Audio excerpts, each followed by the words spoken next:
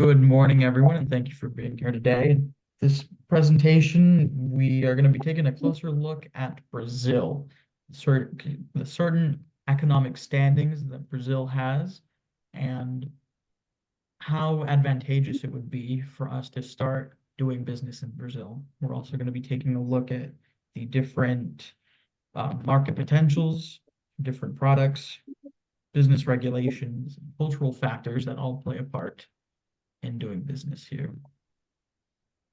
You know that Brazil, the fifth largest country in the world, it's larger than the continuing 48 states, and that their economy is massive, and it's fueled by many different markets.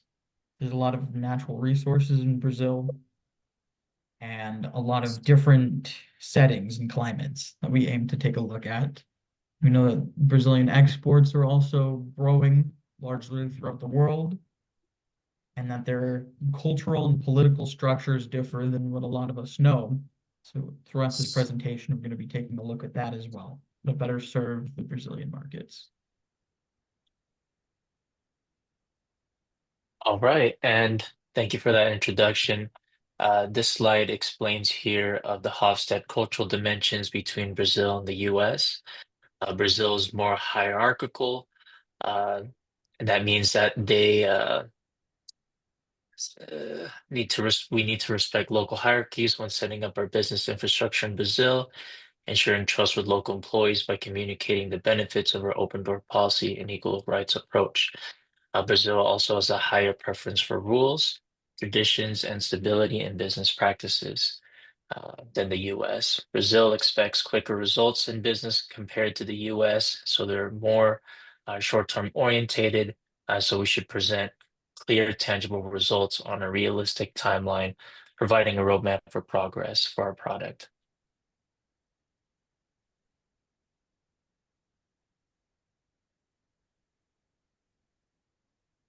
Okay, we're going to talk about communication and scheduling culture. And the Four Global Business Culture System, it analyzes aspects like communication, evaluation, disagreeing, and scheduling. For those countries that want to make business together, so they can know how to manage some of the situations that may arise. So communication could be low context or high context. So USA communication is considered to be low context, and it tends to be direct and straightforward, while Brazil is considered high context, which is a lot less direct and prefer to bond and needs a lot more time to build relationships. About the evaluation, giving negative feedback, USA usually values being direct and transparent, but also preserving the other part, self-esteem, while Brazil would prefer less direct feedback, but still make sure that the other person knows what they did wrong. In disagreeing, usually USA value positive confrontation, because this one can be confrontational or non-confrontational. So they used to be confrontational, but that doesn't affect negatively to them, while Brazil tends to avoid confrontation, and they like to be a lot more friendlier and preserve the relationship they already have.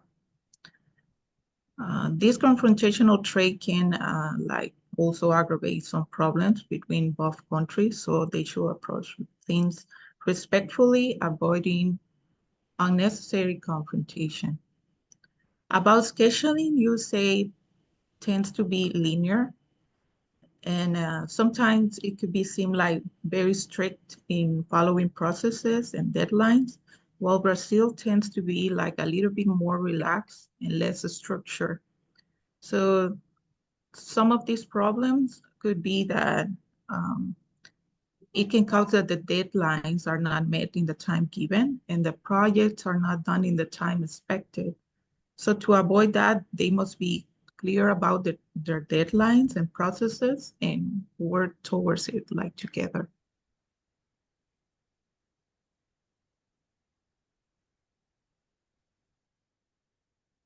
with negotiating in Brazil, we've made a sort of step system to it because negotiating styles and strategies differ greatly in Brazil than in the US and other countries. So our first one on here is understanding the context. If we're negotiating about a product or material that is negotiable. For the most part, food and items like that aren't too negotiable, but raw materials, stuff like that's a little bit easier. And then the second step is building rapport. That's understanding where your business partner's coming from, what experiences they've had, and creating friendships and bonds. Third step is being patient and respectful. That's, I feel like, is a given with all business negotiation. We should always be respectful of those we want to help and those who are helping us. The fourth step is recognizing nonverbal cues because 50% of communication is nonverbal. How our bodies react and our facial expressions show a lot about how we feel about situations. So understanding those nonverbal cues is crucial. And it's best to start with a reasonable offer, one that can be negotiated down. And then towards the end, we're going to leverage reciprocity. As we give, we take, and as they give, they take. So understanding that negotiation, and you can have two winners at the end of the day. The seventh step is to be culturally sensitive. It's to understand, kind of like step 2 of building rapport, where somebody is coming from and the experiences they've had, so that you know that there's certain boundaries that you shouldn't cross.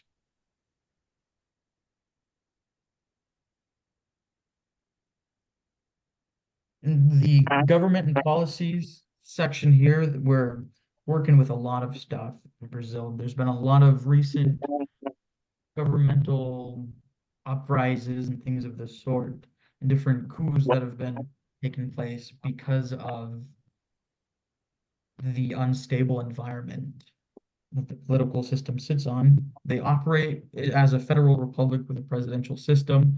So there's different states in Brazil, and those states have autonomy and local governments, and then they're governed all by on the national level. And just like in the US, there's multiple political parties, some leaning far right, some leaning left, and a lot of centralist ideas. And this affects our business in Brazil because policies and regulations can change over time. As long as the political platform is being steady, I would recommend that's when we enter the market because we could have a clear understanding of what our different tariffs are and our different taxes and the entryways into Brazil. But during political turmoil, it would be more difficult because there can be greater change.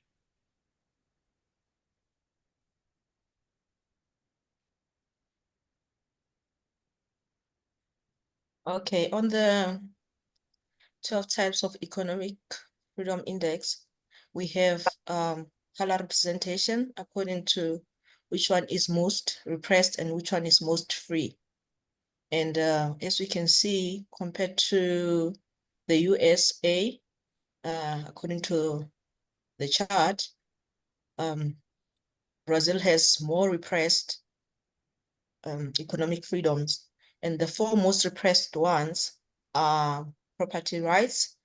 And when you have a repressed property right, the country tends to be more insecure when it comes to ownership of private property and properties around, where businesses are scared of investing in property and owning property, because the higher the score, the more free it is. As you can see, with USA is on 95%, and the lower the score, the more repressed it is, which you can see with Brazil.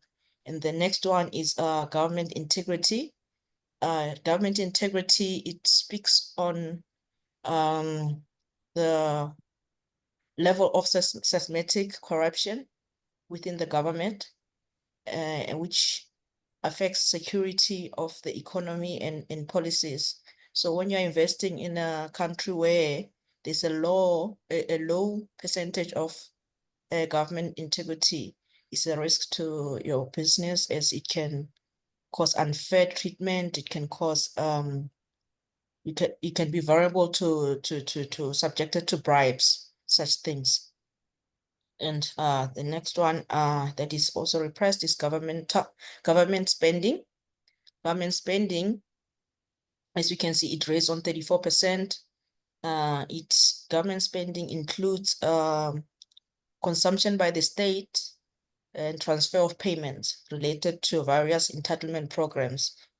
This may also lead to corruption within the business sector, and it can affect the growth of a business. And then the fourth one that is mostly repressed, which is on the red, is fecal health. Fecal health is one of those things that poor governments struggle with, like Brazil. Upcoming governments, they struggle with, as the load of the nation relies a lot on government assistance to help them with health issues and hospital, and it affects the microeconomy within the country. It becomes destabilized by the strain of the people that needs help within the government. And the most one that is mostly free, they do not have a free economic freedom index. There's no one that is on the clear green. They have mostly free as the next one, which is mandatory freedom, as you can see, compared to the USA, where they have a more green color of free, where like property rights, that they are more free in their laws. So it helps them a lot. So the best one for Brazil is the one that is mostly free, which is mandatory freedom. When it comes to mandatory freedom, it's a combination measure of inflation with assessing various government activities that distort prices, and it can affect microeconomic stability within the country, and it can also affect the free market within the country.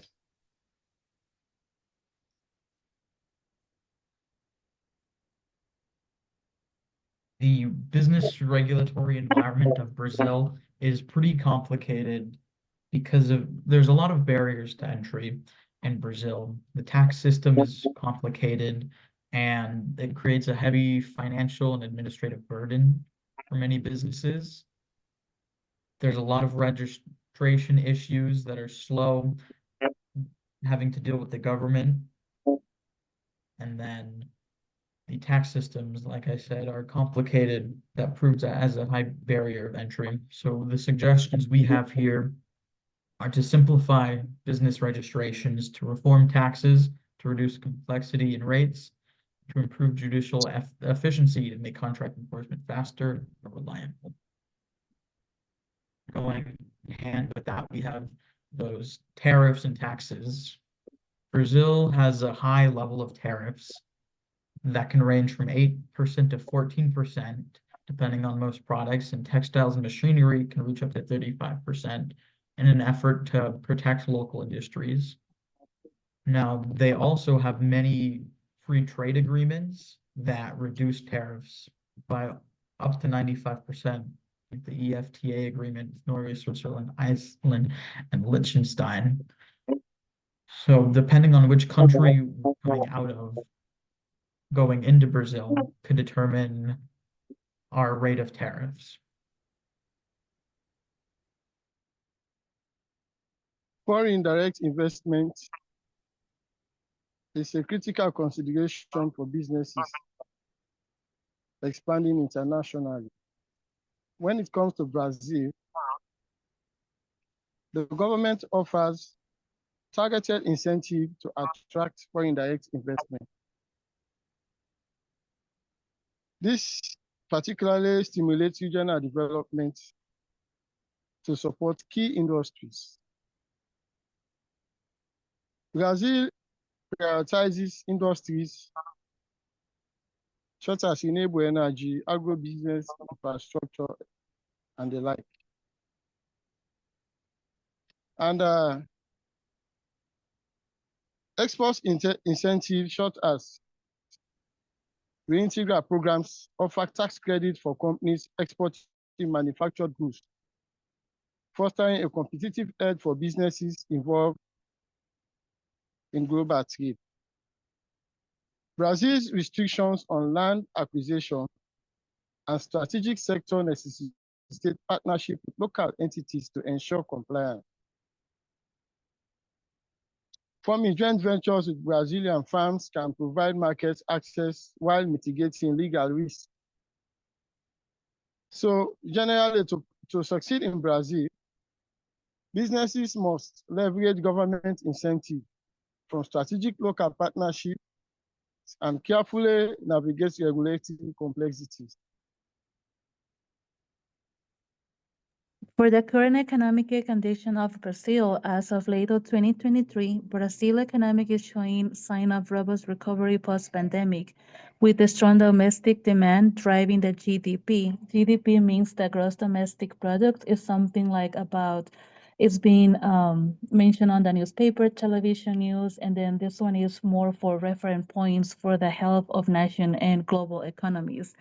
After the pandemic, so Brazil have like a good recovery. The inflation is still decreasing, allowing the central bank to ease monetary policy by reducing interest rates. Employment rates are failing, with the job marketing showing signs of improvement, particularly in the service sector. Brazil still faces a significant public debt, with each a key concern of future economic stability. Some potential challenges raised are the high levels of inequity, the informal economy, and the structural reforms. A large portion of the Brazil workforce remains in the informal sector, making it difficult to accurately measure economic activity. All right, for the currency of Brazil, the Brazilian real converted to USD for the last 5 years is represented on this chart. Looks like at the beginning there was a deep recession, followed by, the pandemic that really sent shockwaves to the currency. It's had a small recovery in 2022, and current political policies are making it difficult for it to recover. If Brazil's currency keeps going down the way it has been, we're going to need to prioritize on sourcing our materials and labor locally, while building a strong local marketing campaign to ensure that we maximize our sales in Brazil while we wait for our host country's currency to fluctuate back in our favor. We can research selling our product in other global markets, including the US.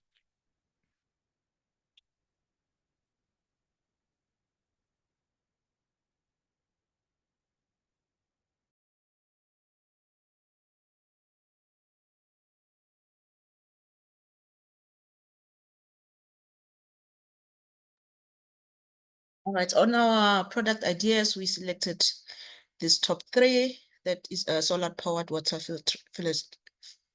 water filtration device. Sorry about that. That meets the needs of easy access to clean water, potable water in all communities. There are other competitors within the country that are life straws, EcoFiltro, and the traditional clay pot. Culturally, it may be hard to incorporate because of the widespread use of clay filtration pot, which are cheap and low in maintenance. The second one is low-cost laptops. As we all move into technology, I think this one is a good idea, which can meet a low-top cost laptop, which can meet the needs of the people who are in a bad economic situation due to poverty, and it can aim at children who are at school, and also access to computer for classes for those that needs. There are competitors within the country, that is Acer and Positivo Technology. And culturally, it may be difficult to reach those impoverished communities because of lack of internet access. The last product that we want to showcase is the mobile healthcare unit. This service is going to provide access to hospitals and clinics to rural areas around Brazil that don't normally have this access, but making it traveling. There's some other competitors like Programa Suave, Naura, Cura Suave and Clinisar, these ones have government contracts, which would make them great competitors. But our edge is going to be employing doctors and nurses who have a holistic understanding of medicine as well as a traditional sense, and those who know dialects of certain areas that they may better serve the people there. And the major cultural issue that we run into here is that many people are untrusting or distrusting of mobile healthcare units because they're seen as inferior. They're not given the same level of respect that a set building would have, but as we continue to provide great service, that thought process will change. We have our list of references here. The information that we used. I wanted to conclude by thanking Vice President for his time and for considering these products